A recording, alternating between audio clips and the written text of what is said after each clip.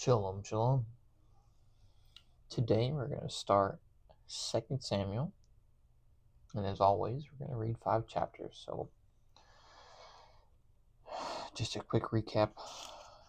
Our first king, Saul, and his sons have perished. Chapter 1. And it came to be, after the death of Saul, when David had returned from striking the Amalekites, that David remained 2 days in Ziklag. And it came to be on the 3rd day that, see, a man came out of the camp from Saul with his garments torn and dust on his head. And it came to be, when he came to David, that he fell on the ground and did obeisance. And David said to him, From where do you come? And he said to him, I have escaped from the camp of Israel. And David said to him, What was the matter? Please inform me. And he said, The people have fled from the battle, and also many of the people have fallen and are dead. And Saul and Jonathan and his sons are dead too. And David said to the young man who informed him, How do you know that Saul and Jonathan his son are dead? And the young man who informed him said, By chance I was on Mount Gilboa, and saw Saul leaning on his spear, and see, the chariots and horsemen followed hard after him.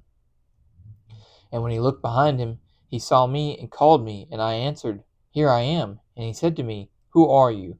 So I answered him, I am an Amalekite. And he said to me, Please stand over me and put me to death, for agony has seized me, but my life is still in me.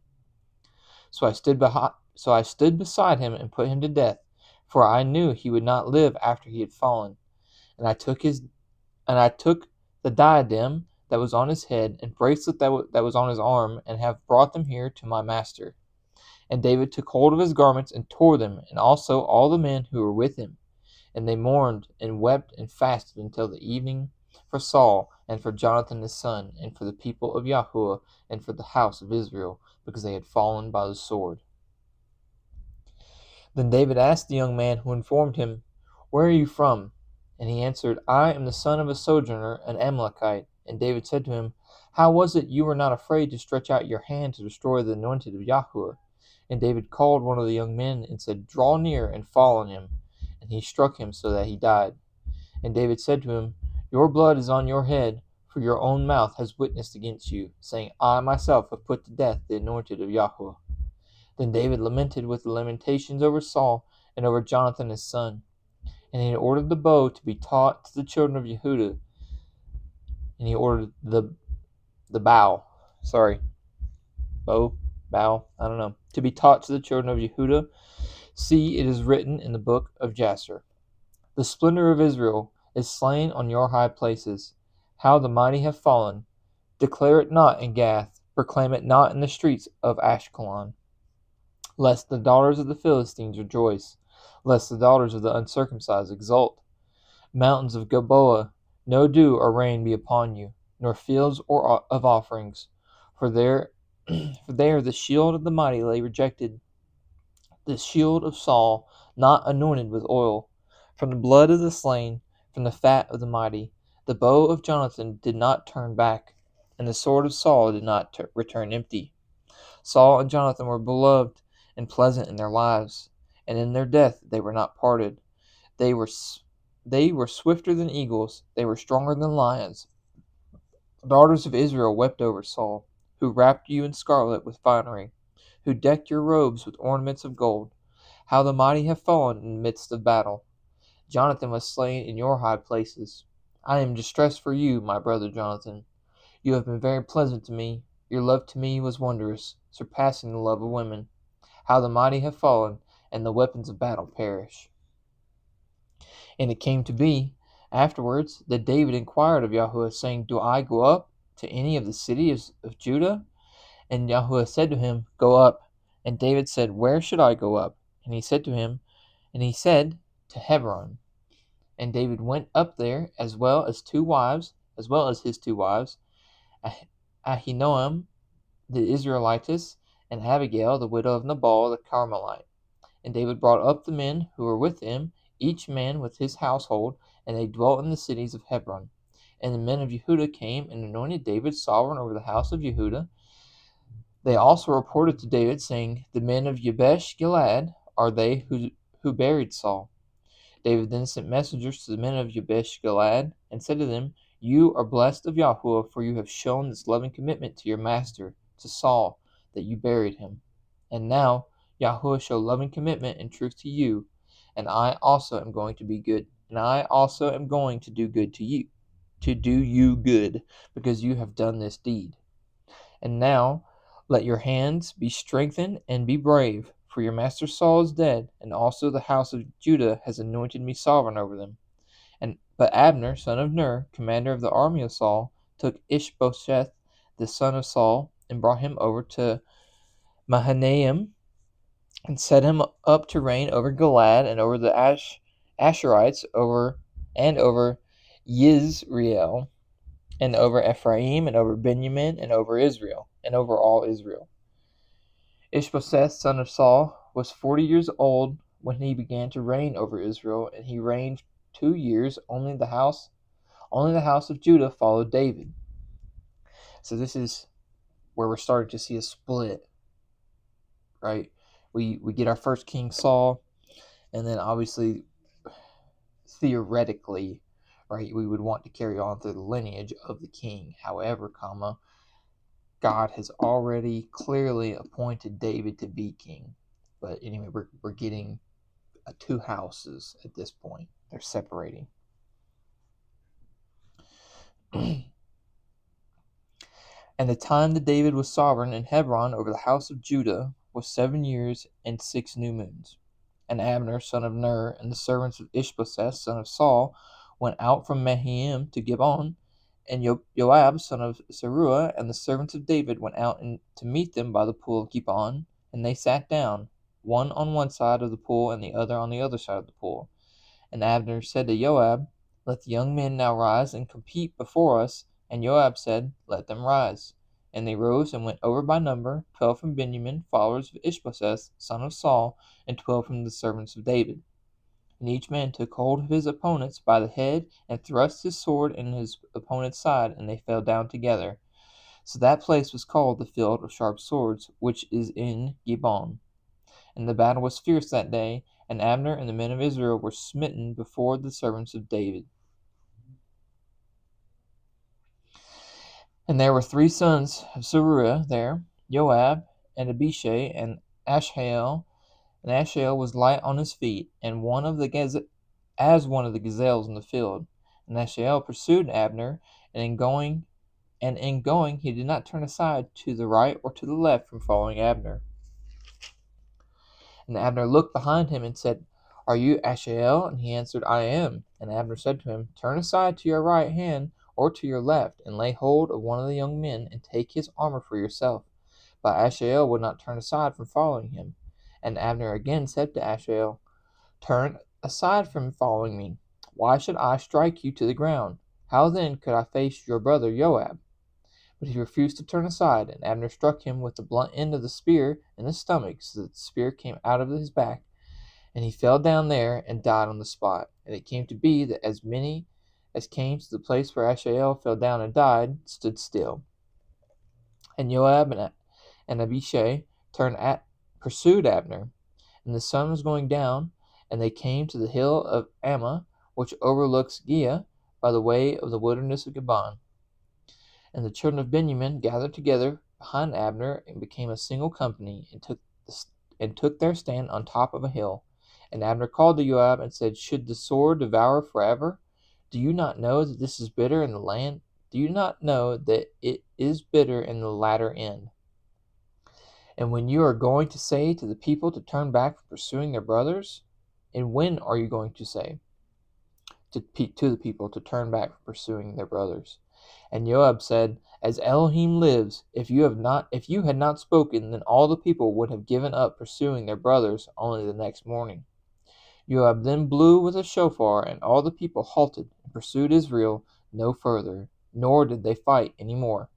And Abner and his men went on all that night through the desert plain, and passed over the Jordan, and went through all Bithron, and they came to Mahanaim. And Joab turned back from pursuing Abner, and when he had gathered all the people together, they were missing of David's servants 19 men and Asahel. But the servants of David had stricken of Benjamin and Abner's men 360 men who died. And they brought Asahel and buried him in his father's burial site, which was in Bethlehem. And Joab and his men went all night, and they came to Hebron at daybreak. And the fighting between the house of Saul and the house of David was long drawn out. But David was going on and was strong, and the house of Saul was going on and was weak. And sons were born to David in Hebron, and his firstborn was Ammon by Ahinoam the Israelitess, and his second Caleb by Abigail the widow of Nabal the Carmelite, and the third Absalom son of Maacah the daughter of Talmai sovereign of Geshur, and the fourth Adoniah son of Haggith, and the fifth Shephathah son of Abital, and the sixth Yithream by David's wife Eglah. These were born to David in Hebron. Got a lot of kids, got a lot of wives. And it came to be, while there was fighting between the house of Saul and the house of David, that Abner was strengthening himself in the house of Saul. And Saul had a concubine whose name was Rizpah, daughter of Aiah. And Ishbosheth said to Abner, "Why have you gone into my father's concubine?" And Abner was very displeased at the words of Ishbosheth, and said, "Am I a dog's head that belongs to Judah, that I show loving commitment to the house of Saul your father, to his brothers, and to his friends today, and have not let you fall into the hand of David, that you charge me today with the sin concerning this woman? Elohim does so to Abner, and more also, if I do not do for David as Yahuwah has sworn to him, to cause the rain to pass over from the house of Saul, and to raise up the throne of David over Israel and over Judah, from Dan to Beersheba." And he was unable to answer Abner another word, because he feared him. And Abner sent messengers on his behalf to David, saying, Whose is the land? Saying also, Make your covenant with me, and see, my hand is with you, to bring all Israel to you. And David said, Good, I make a covenant with you. Only one matter I am asking of you. You do not see my face unless you first bring Michal, daughter of Saul, when you come to see my face. David then sent messengers to Ishbosheth, son of Saul, saying, Give me my wife Michal, to whom I became engaged for 100 foreskins of the Philistines. And Ishbosheth sent and took her from her husband, from Paltiel, son of Laish, but her husband went with her to Bahurim, going on and weeping behind her. And Abner said to him, Go, turn back. And he turned back. And Abner had a word with the elders of Israel, saying, In time past you were seeking for David to be sovereign over you, and now do it. For Yahuwah has spoken of David, saying, By the hand of my servant David, I save my people Israel from the hand of the Philistines and the hand of all their enemies. And Abner also spoke in the hearing of Benjamin, and Abner also went to speak in the hearing of David in Hebron all that seemed good to Israel and all the house of Benjamin. And Abner and 20 men with him came to David at Hebron, and David made a feast for Abner and the men who were with him. And Abner said to David, Let me arise and go, and gather all Israel to my master and the sovereign, and let them make a covenant with you, and you shall reign over all that your being desires. And David sent Abner away, and he went in peace. And see, the servants of David and Joab came from a raid, and brought much spoil with them. But Abner was not with David in Hebron, for he had sent him away, and he had gone in peace. And Joab and all the army that was with him came, and they reported to Joab, saying, Abner, son of Ner, came to the sovereign, and he sent him away, and has gone in peace. And Joab went to the sovereign and said, What have you done? See, Abner has come to you. Why is it that you sent him away, and he has already gone? You know that Abner son of Ner came to deceive you, to know your going out and your coming in, and to know all that you are doing. Joab then left David, and he sent messengers after Abner, who brought him back from the well of Sarah. But David did not know it. Thus Abner returned to Hebron, and Joab took him aside to the gate to speak with him privately, and there struck him in the stomach, so that he died for the blood of Asahel his brother. And when David heard it afterwards, he said, My reign and I are guiltless before Yahweh forever of the blood of Abner son of Ner. Let it rest on the head of Joab and on all his father's house, and let there never fail to be in the house of Joab one who has a discharge, or is a leper, or who is taking hold of a staff, or falls by the sword, or who lacks bread. So Joab and Abishai his brothers killed Abner, because he killed their brother Asahel at Gibeon in the battle. And David said to Joab and to all the people who were with him, Tear your garments, gird yourselves with sackcloth, and mourn for Abner. And sovereign David followed the coffin. And they buried Abner in Hebron, and the sovereign lifted up his voice and wept at the burial site of Abner, and all the people wept. And the people sang a lament over Abner, and said, Should Abner die as a fool dies? Your hands were not bound, nor your feet put into shackles. As one falls before sons of evil, so you fell. And all the people wept over him again. And all the people came to cause David to eat food while it was still day. But David swore, saying, Elohim do so to me, and more also, if I taste bread or whatever else till the sun goes down. And all the people took note of it, and it was good in their eyes, since whatever the sovereign did was good in the eyes of all the people. Basically, they bamboozled him. Again, mob mentality. They were like, hey, we got away with it with Saul. We could bully him into whatever we wanted to. I bet we could do it with David.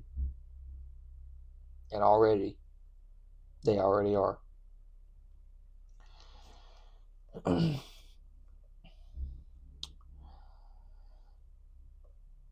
And all the people and all Israel knew that day that it had not been the sovereign's intent to kill Abner, son of Ner. The sovereign also said to his servants, Do you not know that a prince and a great one has fallen in Israel today? And I am weak today, though anointed sovereign, and these men, the sons of Zeruiah, are too harsh for me. Let Yahweh repay the evildoer according to his evil. And the son of Saul heard that Abner had died in Hebron, and he lost heart, and all Israel was troubled. And the son of Saul, who had 2 men, commanders of bands, and the name of one was Baanah, and the name of the other was Rechab, son of Rimmon, the Beerothite of the children of Benjamin. For Beeroth was all reckoned to Benjamin, because the Beerothites fled to Gittaim, and they had sojourners, and they have been sojourners there until this day. Now Jonathan, son of Saul, had a son who was lame in his feet. He was 5 years old when the news about Saul and Jonathan came from Israel. And his nurse took him up and fled. And it came to be, as she hurried to flee, that he fell and became lame.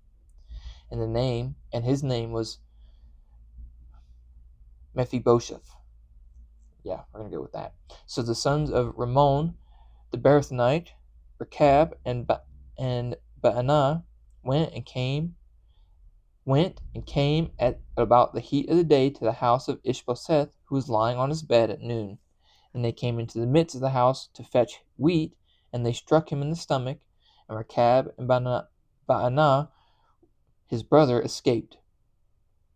Thus they came into the house when he was lying on his bed in his bedroom, and they struck him, and slew him, and beheaded him, and they took his head, and went the way of the desert plain all night, and brought the head of Ishbosheth to David at Hebron, and said to the sovereign, See, the head of Ishbosheth, the son of Saul, your enemy, who sought your life.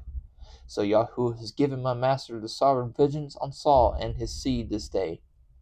And David answered Rechab and Baanah, his brother, son of Rimmon, the Beerothite, and said to them, As Yahweh lives, who has ransomed my life out of all distress, when someone reported to me, saying, See, Saul is dead, and he was a bearer of good news in his own eyes, I then took hold of him and killed him in Silag, which was the reward I gave for his news.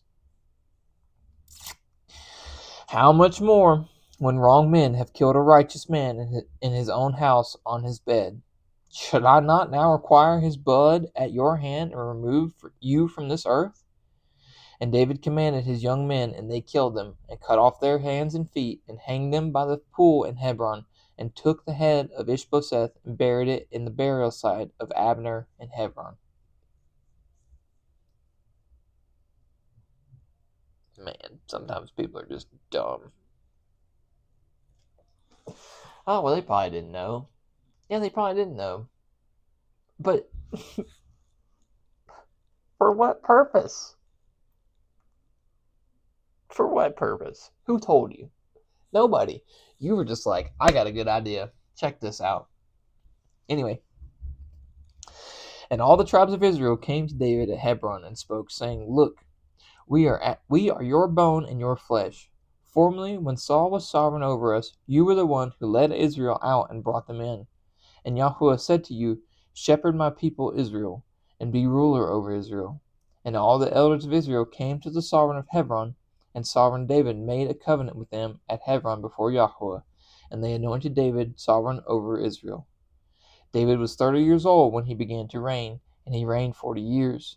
In Hebron he reigned over Judah 7 years and 6 new moons, and Jerusalem he reigned 33 years over all Israel and Judah. And the sovereign and his men went to Jerusalem against the Jebusites, the inhabitants of the land, and they spoke to David, saying, Except you take away the blind and the lame, you are not going to come in here. Thinking David is not going to come in here.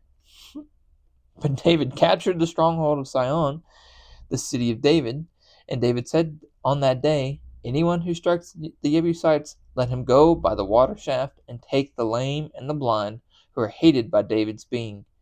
That is why they say, The blind and the lame do not come into the house.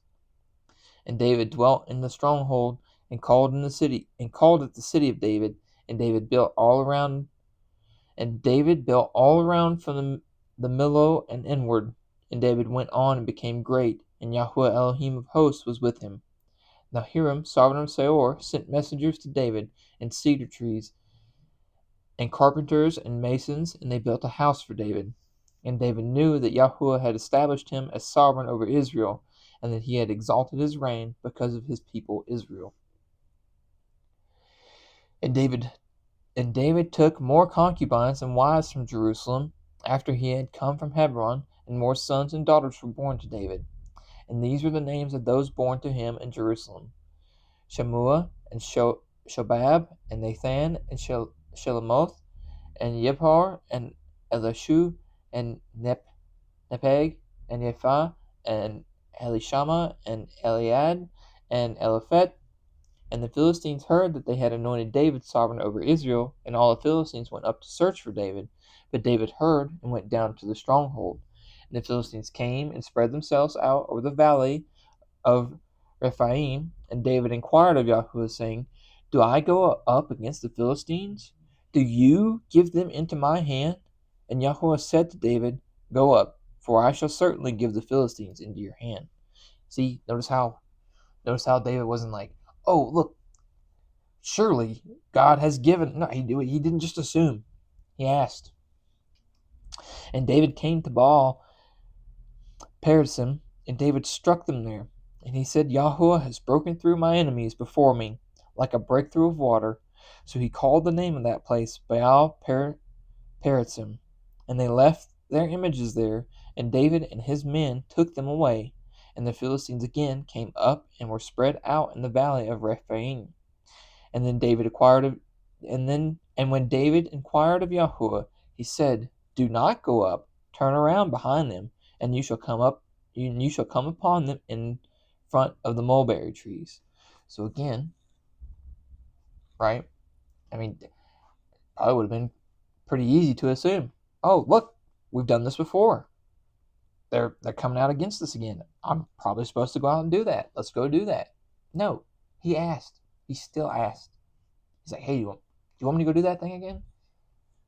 And God's like, no. Listen here. Go from the backside. And it shall be, when you hear the sound of the stepping in the troops of the mulberry trees, then act promptly. For then Yahuwah shall go out before you to strike the camp of the Philistines. And David did so, as Yahuwah commanded him, and smote the Philistines from Geba as far as Gezer. Yeah. My takeaway today is ask. Don't just assume. We all know what happens when you assume. But as always, may Yahuwah bless you and guard you. Yahuwah make his face shine upon you and show favor to you. Yahuwah lift up his face upon you and give you peace. Thus they shall put my name on the children of Israel, and I myself shall bless them. Shalom, shalom.